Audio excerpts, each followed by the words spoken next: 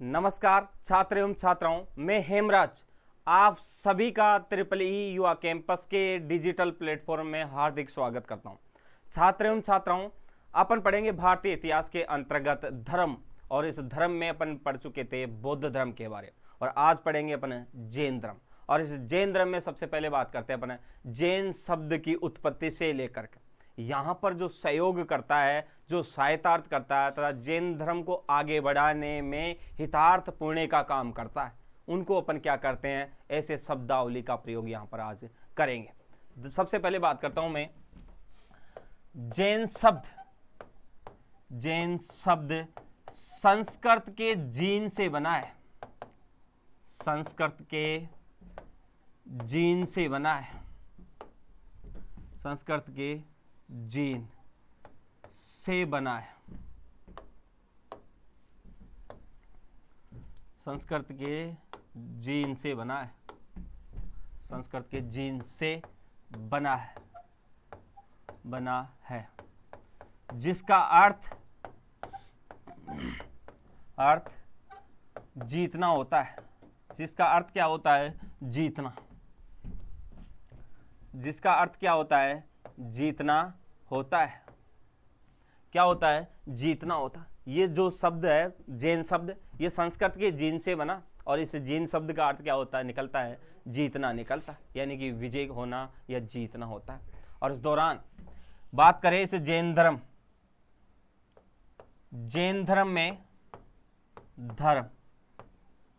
में सहयोग व सहायतार्थ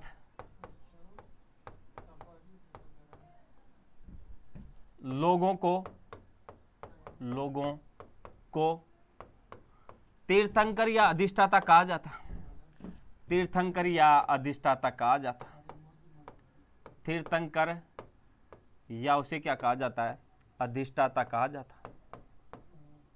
अधिष्ठाता कहा जाता। तीर्थंकर या अधिष्ठाता कहा जाता। अधिष्ठाता कहा जाता है। कहा जाता है।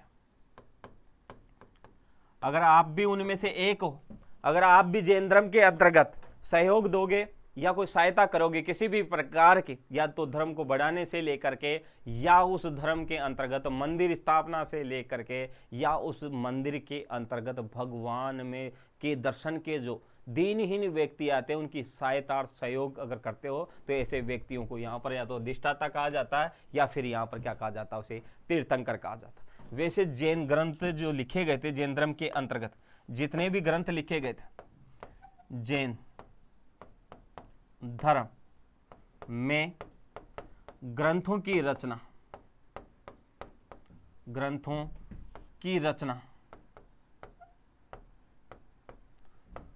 प्राकृत भाषा में हुई है। कौन सी भाषा में हुई है?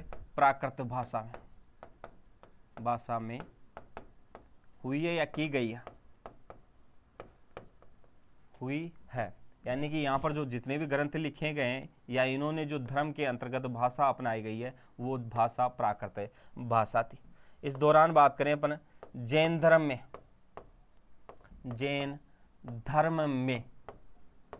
24 तीर्थंकर थे। 24 तीर्थंकर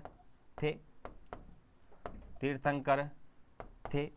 यानी इस जैन धर्म में कितने तीर्थंकर थे? 24 तीर्थंकर इस जैन धर्म के अंतर्गत कुल मानते हैं।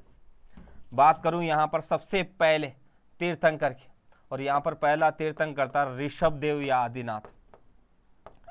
ऋषभदेव, या उसी को दूसरा नाम से जानते हैं, उसी को दूसरे नाम से पहचानते हैं, या आदिनाथ के नाम से जानते। ऋषभदेव या आदिनाथ के नाम से इसे जानते हैं। बात करें इसका जन्म की, तो इसका जो जन्म हुआ था वो जन्म ही इसका अयोध्या में हुआ था। अयोध्या में हुआ था।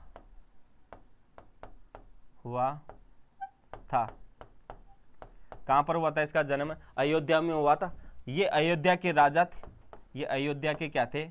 राजा थे, अयोध्या के राजा थे, राजा थे। इनका जन्म कहाँ पर हुआ था? अयोध्या में हुआ था और ये अयोध्या के क्या थे? राजा थे। बात करूं यहाँ पर इसके जो उल्लेख मिलता है, इसका जो वर्णन मिलता है जहाँ पर इस बात का कि ये पहले जैन धर्म के तीर्थंकर थे, तो इनका उल्लेख ऋग्वेद में, ऋग्वेद, यजुर्वेद में, यजुर्वेद व पुराणों में मिलता है, पुराणों में मिलता है, मिलता है। इनका जो उल्लेख मिलता है ऋग्वेद में मिलता है, दूसरा यजुर्वेद में मिलता है और इसका पुराणों में क्या मिलता है? उल्लेख मिलता है। बात करूं इसके चिन्ह की, तो जो इसका चिन्ह था, जहां पर इसकी चिन्ह के रूप में पूजा होती है, प्रतीक के रूप में इसकी पूजा होती है, जो लोगों की आस्थाएं बनी हुई है, वो चिन्ह था इसका वृषभ, वृषभ। और इस वृषभ के रूप में इसकी क्या होती है? पूजा होती है। बात करूं इसके आगे अगला तीर्थंकर, और यहां पर पता आपको बात करता हूं नेमिनाथ, नेमिनाथ। और ये जो नेमिनाथ थे, ये जैन धर्म के तीर्थंकर तो थे, लेकिन तीर्थंकर के रूप में इनकी जो क्रम आता है वो 22वां आता है। ये जैन धर्म के, जैन धर्म के 22वें तीर्थंकर थे, 22वें तीर्थंकर थे, तीर्थंकर थे। ये जैन धर्म के कौन से तीर्थंकर थे? 22वें तीर्थंकर मानते हैं इनको जैन धर्म के। बात करूं इसी के चिन्ह की, तो इनका एक चिन्ह था शंख, और इस दौरान इसकी शंख के रूप में क्या होती है? पूजा होती है। मान्यताएं लोगों की शंख के प्रति यहाँ पर बनी हुई है, शंख। और इस दौरान इनका जो चिन्ह कौन सा है? शंख। बात करूं इससे आगे वाला, जिस तीर्थंकर की अगर अपन बात करें, तो अगला वाला जो तीर्थंकर था उनकी बात करते हैं, और पार्श्वनाथ, पार्श्वनाथ। और ये पार्श्वनाथ जो थे, ये जैन धर्म के तीर्थंकर थे, लेकिन जो इनका कर्म आता है वो कर्म कितना है? यहाँ पर इनका कर्म जैन धर्म के 23वें तीर्थंकर के रूप में इन्हें मानते।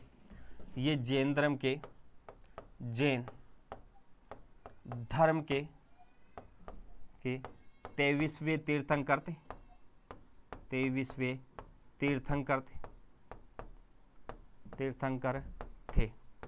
ये जैन धर्म के कौन से तीर्थंकर थे? 23वें तीर्थंकर इन्हें मानते।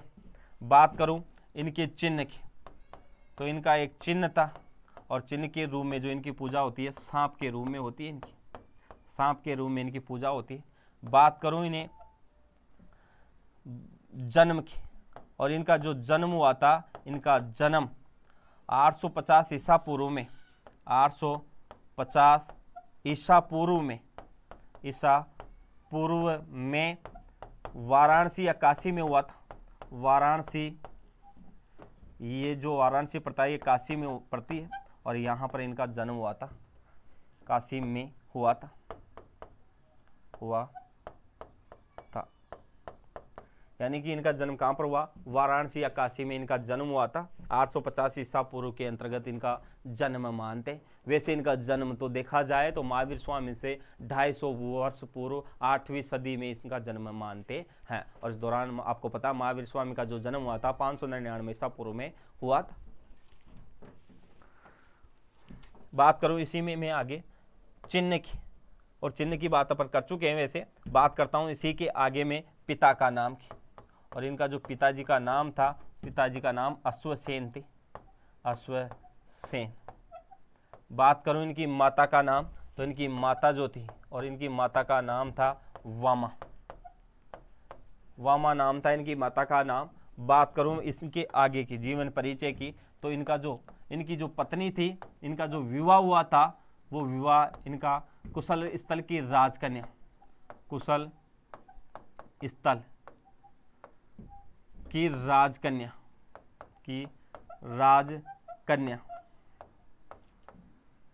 प्रभावती देवी के साथ हुआ था, प्रभावती देवी के साथ हुआ था, देवी के साथ हुआ था,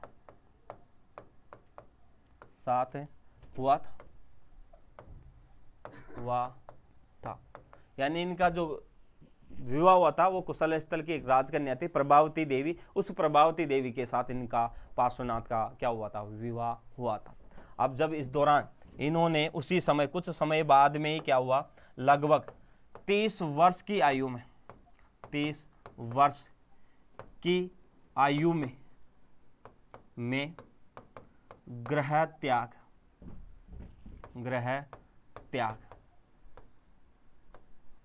कर दिया वह सम्मेद पर्वत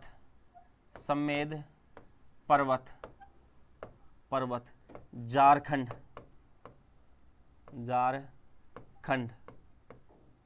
कहाँ पर पड़ता सम्मेद पर्वत, झारखंड चले गए और वहां पर जाकर के ये तपस्या करने लगे।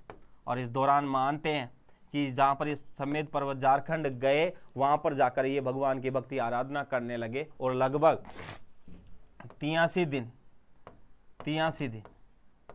की घोर तपस्या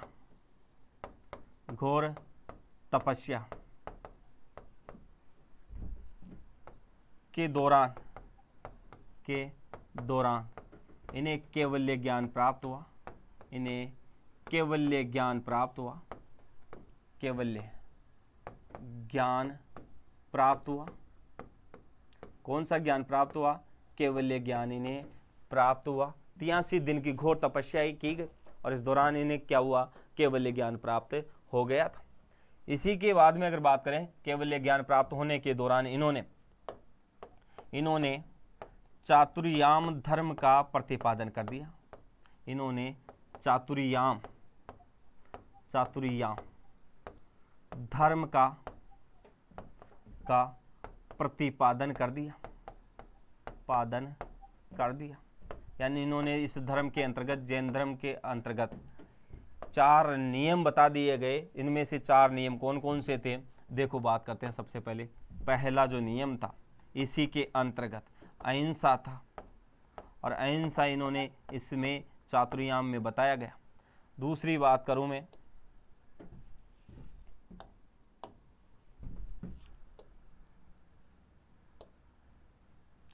अहिंसा।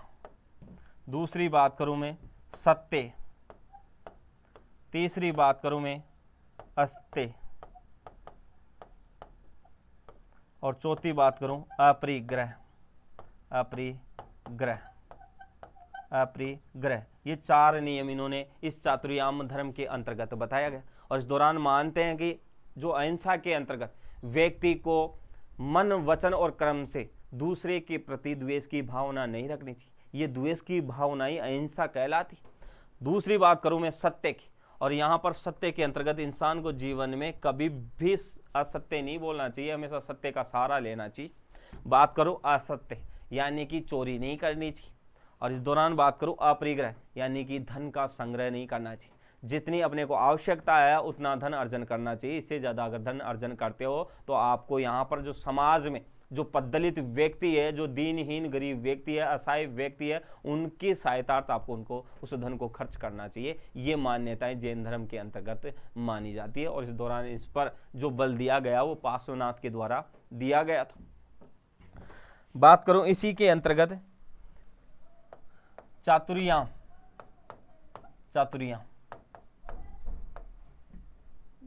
धर्म के पद मार्ग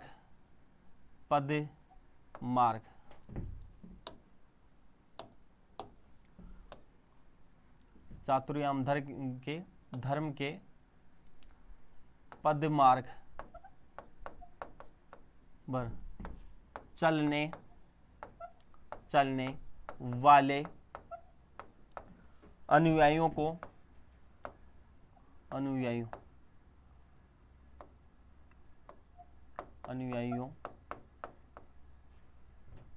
निग्रंथ कहा जाता।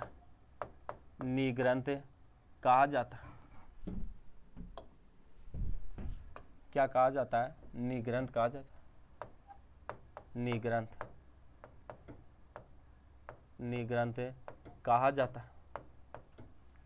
कहा जाता है, कहा जाता है। बात करूं इसी में आगे, जो इस जहां पर जितने भी अनुयायी इस पदमार्ग पर चलते हैं, जो चारों नियमों की पालना करते हैं, ऐसे व्यक्ति जो जीवन में बंधनों से मुक्त हो जाते हैं, और इस दौरान जो दुख के बंधन है, ग्रस्त जीवन के बंधन है, उनसे वो बिल्कुल हमेशा के लिए क्या हो जाते हैं, आज़ाद हो जाते हैं। बात करता हूं मैं अगला जो तीर्थंकर है उसके बारे में, और यहाँ पर अगले तीर्थंकर के रूप में बात करते हैं अपन महावीर स्वामी। महावीर स्वामी की बात करूं, महावीर स्वामी की, महावीर स्वामी, महावीर स्वामी की बात करते हैं। बात करूं सबसे पहले इसके बचपन के नाम की, बचपन का नाम, बचपन का नाम, और इसके बचपन का नाम था वर्धमान, वर्धमान। बचपन का नाम क्या था, वर्धमान था। बात करूं इसी के आगे की, तो इसके बचपन के साथ ही चिन्ह की, और इस दौरान इनका जो चिन्ह था वो सिंह था, सिंह। बात करूं मैं इसी के आगे की, सबसे पहले जन्म की, और इस दौरान बात करें इसके जन्म को लेकर के, तो इसका जो जन्म हुआ था 599 ईसा पूर्व में हुआ था, 599 ईसा पूर्व में ज्ञात्रक क्षत्रिय कुल में हुआ था, ज्ञात्रक क्षत्रिय कुल में हुआ था, ज्ञात्रक क्षत्रिय कुल में हुआ था, क्षत्रिय कुल में हुआ था, कुल में हुआ था,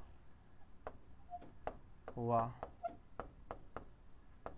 ज्ञात्रक क्षत्रिय कुल में हुआ था।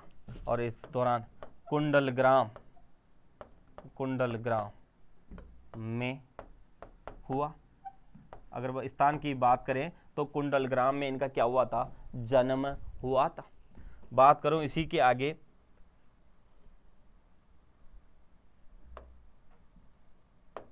अगली बात देखो पिता के नाम की, और इनके जो पिताजी थे, पिता का नाम था सिद्धार्थ। बात करूं माता, और यहाँ इनकी जो माता थी, उन माता का नाम था त्रिशला। इनकी माता का नाम क्या था, त्रिशला था। बात करूं इनकी पत्नी की, और यहाँ पर जो पत्नी इनकी है उनका नाम है यशोदा,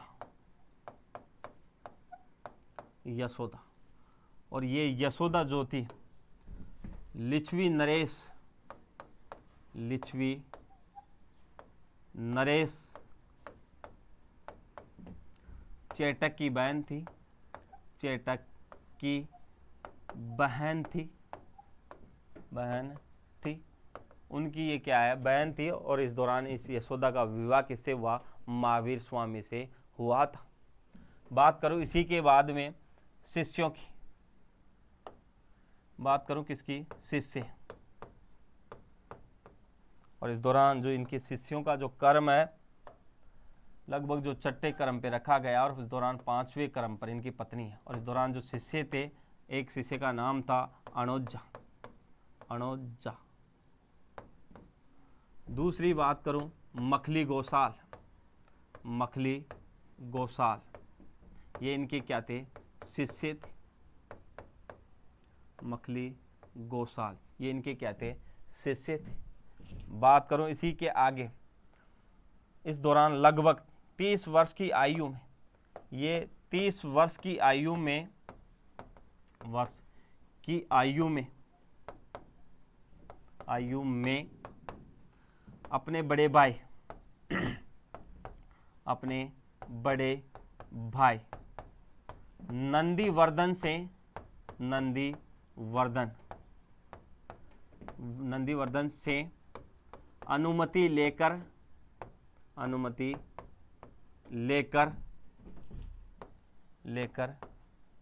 गृह त्याग कर दिया, गृह त्याग कर दिया। इनका जब मन घर में नहीं लग रहा था और इस दौरान ये इस समाज में जैन धर्म को लेकर के तथा इस समाज के अंतर्गत जितनी भी समस्याएं पैदा थी उनको दूर करने की वजह से इन्होंने क्या किया, अपने बड़े भाई नंदीवर्धन से इजाज़त ली और अपने घर की जिम्मेदारियां नंदीवर्धन के उपकंधों पर डाल करके ये क्या हो गए, वहाँ से रवाना हो गए 30 साल की आयु में। और इस दौरान जब ये घर से निकले उसी समय पहले शुरुआत में इन्होंने 13 महीने तक गृहस्थ जीवन के कपड़ों को क्या कर लिया, धारण करे हुए रखा। इन्होंने 13 महीने तक गृहस्थ जीवन के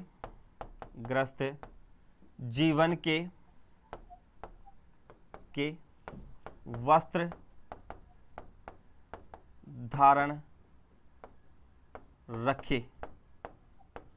बाद में क्या कर दिया, इनको बाद में त्याग दिया। बाद में ऐसे वस्त्रों को इन्होंने क्या कर दिया, नदी के अंतर्गत त्याग करके इन्होंने उन नदी के अंतर्गत डाल दिया गया। उसके बाद में इन्होंने 12 वर्षों तक लगातार 12 वर्षों तक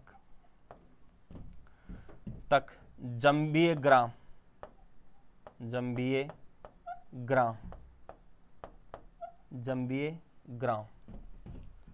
एक सेकेंड बात करूं यहां पर जंबिये ग्राम की। और इस दौरान ग्राम में रिजुपालिका या इसी रिजुवालिया नदी के किनारे, दो नाम है इसके, रिजुपालिका नदी और दूसरा नाम है इसी का रिजुवालिया नदी। और इस रिजुपालिका नदी के किनारे साल के वृक्ष के नीचे,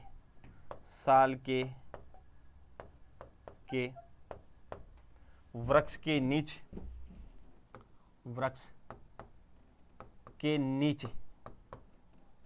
नीचे कैवल्य ज्ञान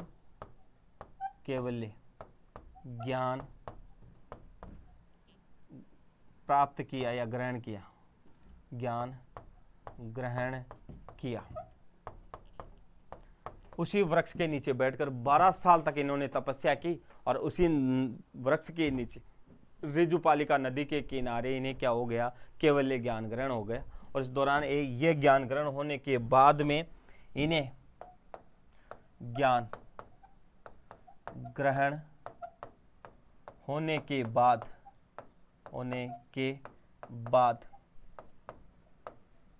ये केवलिन कहलाए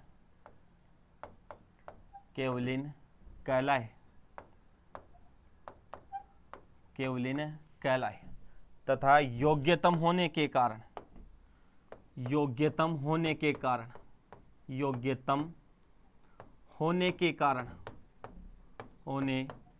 कारण क्या कहलाए, अहर्त या यति कहलाए।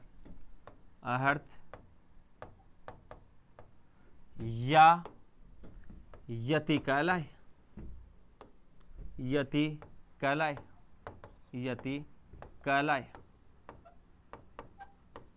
अर्थ या यति कहलाए। यानी इनमें इतनी खतरनाक योग्यता विकसित हो गई और इस दौरान ये अर्थ या यति के नाम से पुकारने लगे। उसके बाद में इन्होंने क्या कर लिया, अपनी इंद्रियों को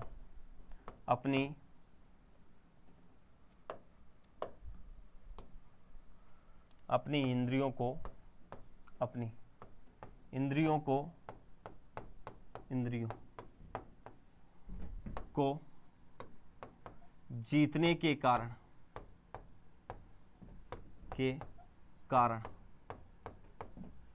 जीन कहलाए।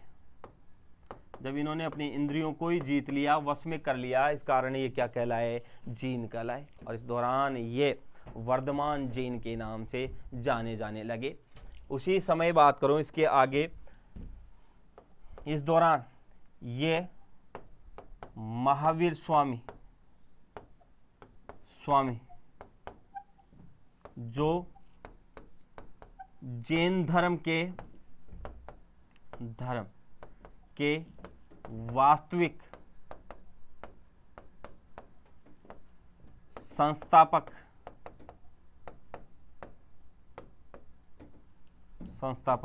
माने जाते थे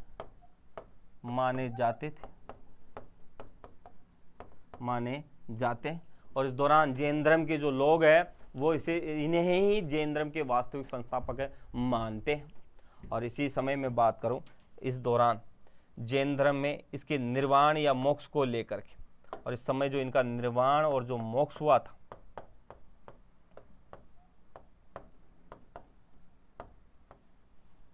और इस समय जो निर्वाण या मोक्ष की जो बातें इसी के सामने उपजी थी लगभग 1527 ईस्वी में, 1527 ईस्वी में पावापुरी, और ये जो पावापुरी पड़ती थी ये बिहार में पड़ती है।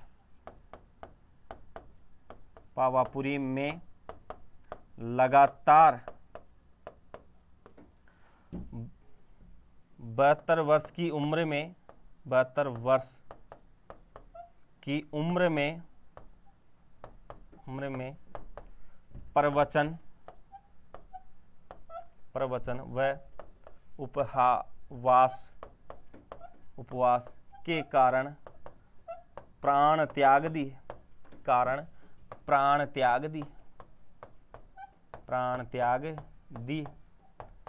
इन्होंने क्या किया, लगातार 527 ईसा पूर्व में लगातार 72 घंटे तक, जब लगभग इनकी 72 वर्ष की आयु हो चुकी थी, और लगातार उस समय 72 घंटे तक इन्होंने क्या किया, प्रवचन दिया गया। और इस दौरान उस समय इन्हें उपवास भी था, कुछ खाया पिया नहीं था, और इस दौरान इन्हें क्या हो गया, मोक्ष की प्राप्ति हो गई। बात करूं इसी समय जैन धर्म के अंतर्गत शिक्षा को लेकर के, जैन धर्म की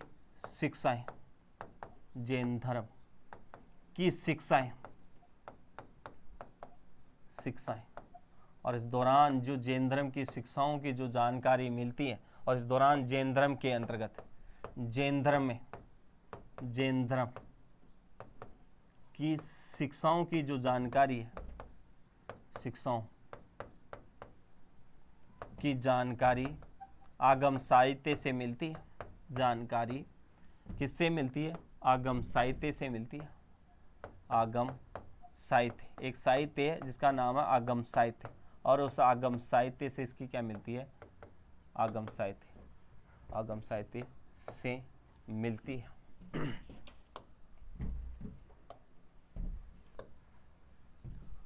आगम साहित्य से मिलती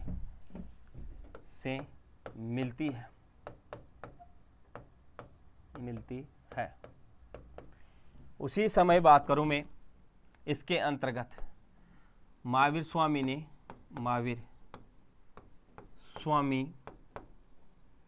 ने ब्रह्मचर्य को जोड़कर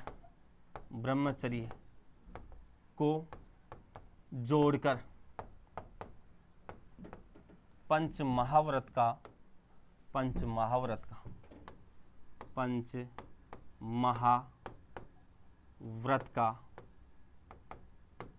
प्रतिपादन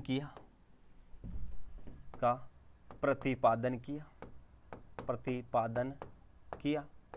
और इस पंच महाव्रत के अंतर्गत उन्होंने 5 महाव्रत बताए, और इस दौरान उनके जो महाव्रतों की जो संख्या थी इस प्रकार थी। पहली बात करूं मैं तो अहिंसा को शामिल किया गया इन्होंने, अहिंसा। दूसरा जो था इनका सत्य था, और इन्होंने भी, महावीर स्वामी ने भी हमेशा सत्य पर क्या किया है, जोर दिया है।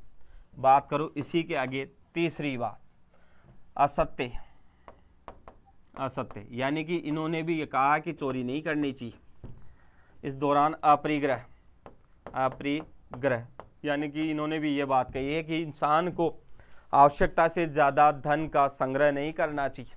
इस ऐसे धन का उपयोग समाज सेवा में तथा दीनहीन व्यक्तियों में प्रयोग में लेनी चाहिए। उसके दौरान इन्होंने ब्रह्मचर्य को भी इसके अंतर्गत शामिल किया गया था, और ब्रह्मचर्य को शामिल करने के दौरान इन्हें पंच महाव्रत नाम दिया गया था। और इस दौरान ब्रह्मचर्य में इस महावीर स्वामी ने यह कहा था कि इस इंसान को अपने शरीर की वासनाओं का त्याग कर देना चाहिए। और इस दौरान जो इंसान अपने शरीर की वासनाएं त्याग कर देता है वो इंद्रियों को अपने क्या कर सकता है, वश में कर सकता है। और इस दौरान महावीर स्वामी ने भी अपने शरीर की वासनाएं त्याग करके एक तरीके से इंद्रियों को वश में कर लिया था। और इस दौरान वो क्या कहलाए थे, जीन कहलाए थे। बात करूं इसी में आगे, देखो इसके अंतर्गत जैन धर्म में त्रिरत्न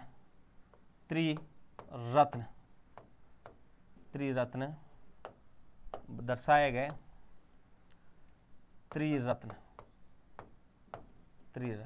और इस दौरान जो त्रिरत्न है वो इस प्रकार से है। पहला सम्यक ज्ञान, दूसरा इन्होंने जो माना है सम्यक दर्शन,